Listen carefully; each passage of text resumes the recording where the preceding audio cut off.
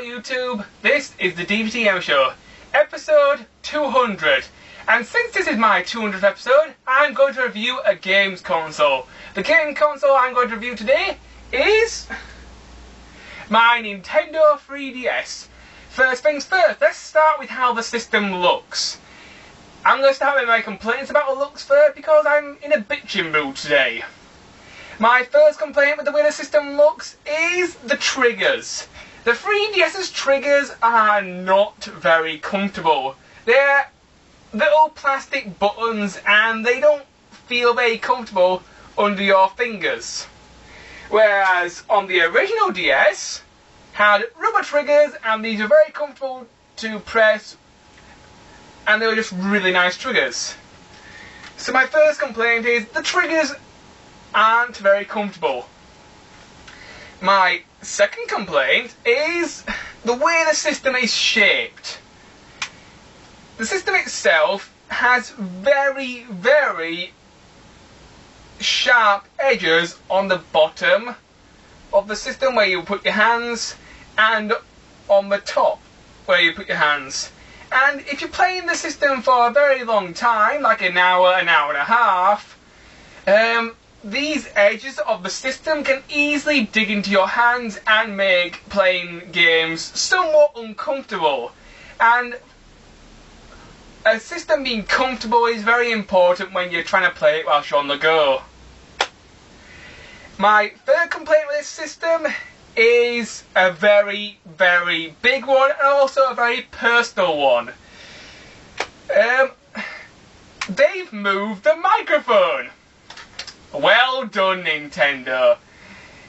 You've just completely ruined the design of the system in a very big way. Let me just elaborate how annoying this is. On the original DS, the microphone was down here, where my finger's pointing, and it wasn't very good for several reasons. It was in the wrong place. It was kind of awkward to do certain microphone action like blowing into and talking to stuff. When they released the DS Lite, which is this is mine, they moved the microphone into the middle hinge so it was easier for you to use it and it was more direct to your face. And then out comes the DSi and the microphone's still in the exact same place, so it's still alright. And then comes out the DSi XL and it's still in the same place. But then, when Nintendo decides to release the 3DS, they move the microphone from the hinge back down to underneath the select button, and also they've made it smaller. Now I have to ask, why, Nintendo? Firstly, why did you move the microphone? It was in a perfect place and it was exactly parallel so you could blow into it easy or talk into it easy if you're playing Nintendogs. And this really bothered me. When I'm playing games like Legend of Zelda Spirit Tracks or Phantom Hourglass or Resident Evil Deadly Silence, it's almost impossible to use the microphone comfortably because of where it's being moved to.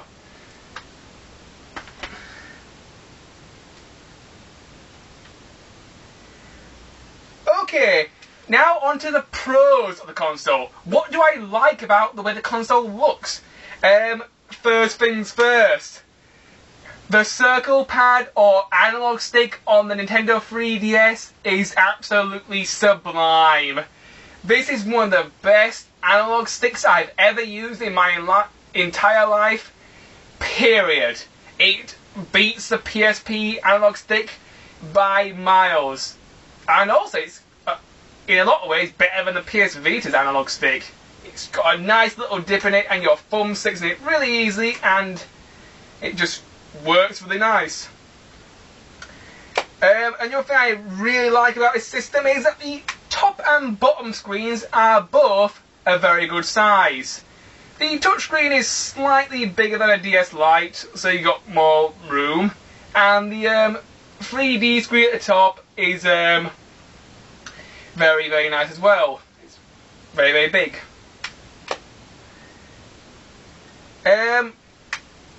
The buttons on the system are really nice. They all click very well.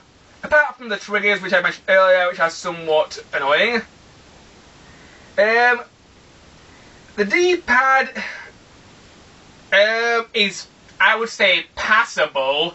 It's a nice D-pad, but it just feels a little bit... It kind of feels a little bit cramped, but I call it passable. I have used worse. The start, home, and select buttons have been moved to the centre of the system, and they're not really buttons, they're more like pressure pads, and you only have to press them very, very lightly in order to activate them. And they work really well, and you won't find yourself pressing them that much, because most times start, menu, start, home, and select are for menus. The power button has been moved to the next to the start button. It's one of these ones that you press and hold it for a while, and eventually your system will turn on. There we go. Maybe you just hold it in again and you can turn it off. It works pretty well. Although for the first few months when I was playing with this system, I kept wanting to slide my finger up the side and turn it on like a DS Lite. Oh well. Eventually you will get used to it. Next I want to talk about switches. The switches for the system, they're in a pretty good place. On your top screen you've got your 3D switch, which can be changed around depending on how well you see 3D.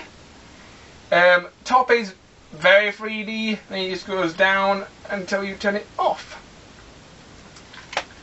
On the side of the system, there's a little switch, which I thought was the on button when I first bought this system, but it turns out this switch is for the Wi-Fi and the wireless.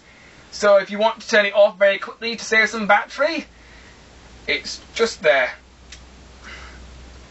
The volume slider is here on this side of the system, next to the SD card slot. All in all, I think the system looks very nice, but there's still a few improvements to be made to this system. Hint, hint, nudge, nudge, Nintendo, move the microphone back to where it was supposed to be! Okay, the next thing I want to talk about you two on this system is graphics. The graphics on the Nintendo 3DS are very, very good. If I were to describe them, they're GameCube Plus, so they're very high quality. The next thing I want to talk about YouTube is battery life. Oh boy. This is the part of the review I sort of dread talking about with this system because it's difficult to say nice things about it. The battery life on the Nintendo 3DS is borderline okay.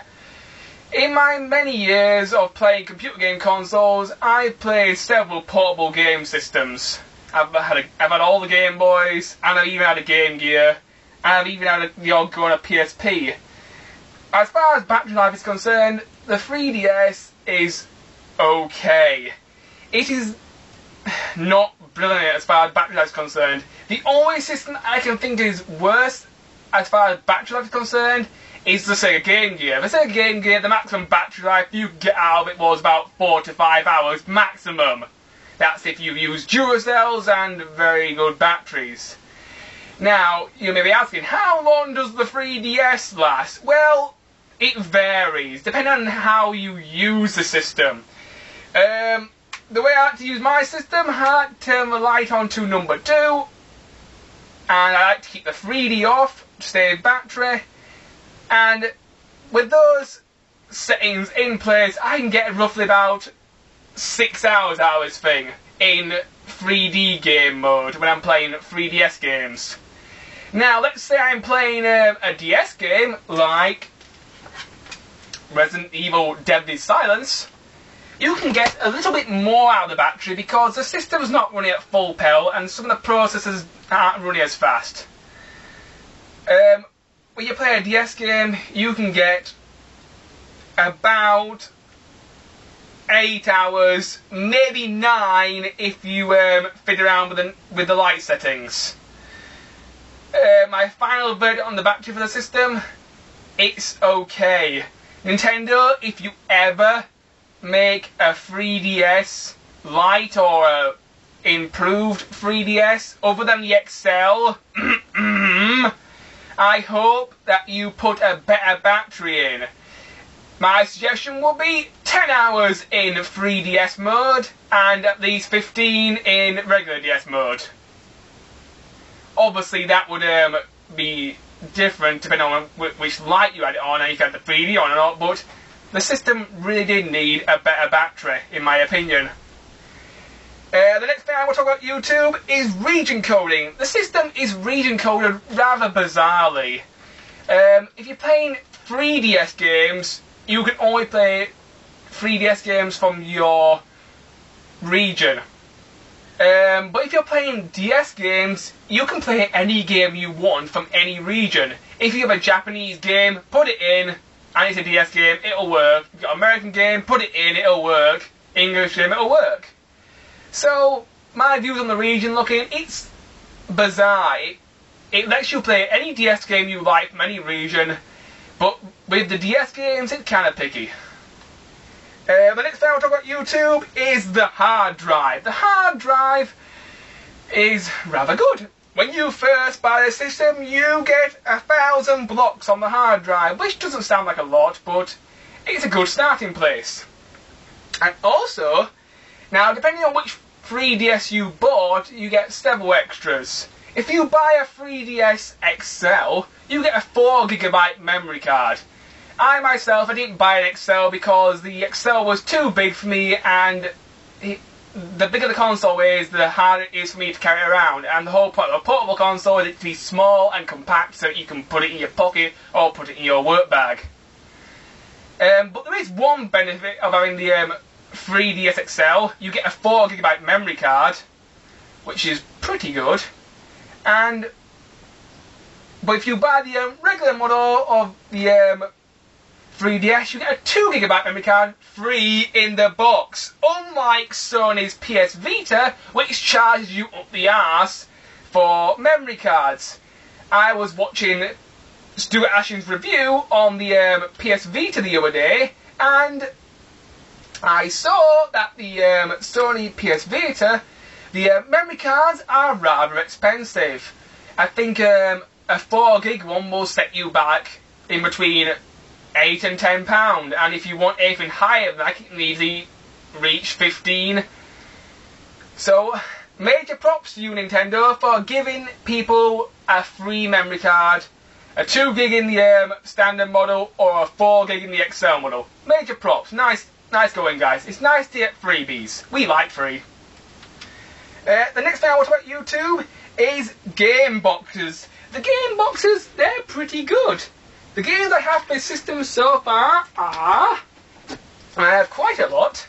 I've got Rayman 3D, which was the game I bought at launch. The game boxes themselves, they're very nice. They're slightly thinner than a regular DS box. And they got nice pictures. I'm not so fond of the 3DS logo being on the side, but it's only a minor complaint. On the back, there's plenty of nice pictures, and also there's a very, very small description. Other games I own. The next game I bought was The Legend of Zelda Ocarina of Time 3D. I reviewed this game quite recently. If you want to check that out, type in Dbtgamer Show episode 191, and there you can see my full review of this remake. The next game I bought was a pretty good 3D/2D cross-breeded platformer known as Super Mario 3D Land. This game was pretty good. The next game I got was a racing game, Mario Kart 7. It's pretty good. It's not my favourite in the series. That title still goes to the original Mario Kart for the DS. The next game I got for one of my birthdays off my sister, Star Fox 64 3D. I'm a very big fan of the Star Fox series, and this is a very good remake of the original N64 version, although certain bits of it are a little bit questionable, and some of the design choices aren't as good as the original. Example, you can't use tanks in the multiplayer, but other than that, it's a good remake. Definitely worth picking up. It's nice to have Star Fox on the go. The next game I got, which took me a very long time to get because there weren't that many games out, was Resident Evil Revelations. Resident Evil Revelations is a very good survival horror game. This is one of the best Resident Evil games I've ever played, and it's also the best portable Resident Evil game out there. They also released a very shitty game before this called Resident Evil Mercenaries Mode, which was basically Mercenaries Mode on the 3DS, and you only had one save file, you couldn't delete the save file, and the game itself was shite. Do not get that one. It's worthless. Get this one. You will not regret it. When I was looking around the shops one day, I was trying to find a decent RPG for the system. I wanted a game that was going to last me a very long time, and one of my favourite genres is RPGs, so I picked up Tales of the Abyss. This is a fantastic 3DS RPG. Yes, it's a port from a PS2 game, which was never released in this country. The 3D isn't that great, but it's still a very good game, and it's definitely worth buying, definitely worth playing. The next game I got was, in a lot of ways, disappointing and very samey.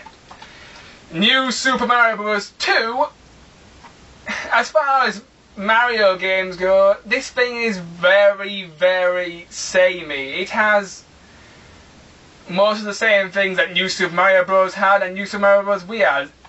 If you like Mario games, it's a good game, but it's not really that surprising. It's very samey. So there are all the games I have. All in all, I think the games for the 3DS, they're very good.